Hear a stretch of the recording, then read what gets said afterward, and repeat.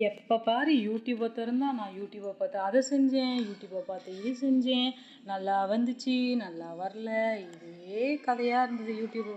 சரி நம்மளும் யூடியூப்பை பார்த்து ஏதாவது செய்யலான்னு சொல்லி மிளகா விலை கம்மி தானே இந்த நேரத்தில், 1 கிலோ 40 ரூபாய்க்கு போத்தீஸில் வாங்கிட்டு வந்தேன்.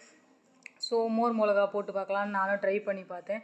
ஃபஸ்ட்டு வந்து மிளகாயை எடுத்து நல்லா கழுவிக்கிட்டேன். கழுவுனதுக்கப்புறம் அந்த காம்பை எடுத்து விட்டுட்டு காம்பை லைட்டாக கட் பண்ணிக்கிட்டேன். அதுக்கப்புறம் லைட்டாக கீறி விட்டுக்கிட்டேன். ஸோ அந்த உப்பு அதெல்லாம் சேரணுன்றதுக்காகன்னு நினைக்கிறேன். ஸோ அதனால் கட் பண்ணி விட்டுட்டு அதுக்கப்புறம் தயிரை நல்லா மிக்சியில் போட்டு அடித்து வச்சுக்கிட்டேன். அதுக்கப்புறம் ஒரு கைப்பிடி அளவு உப்பு போட்டு அதையும் அடித்து வச்சுக்கிட்டு எல்லாத்தையும் மிக்ஸ் பண்ணி ஒரு நாள் ஊற விட்டேன். நல்லா ஊறினதுக்கப்புறமா நான் ஒரு 4 நாள் வெயிலில் போட்டு எடுத்தேன். நிஜமாலுமே சொல்கிறேன், எல்லாருமே சொல்கிறதுனால நான் சொல்லலை.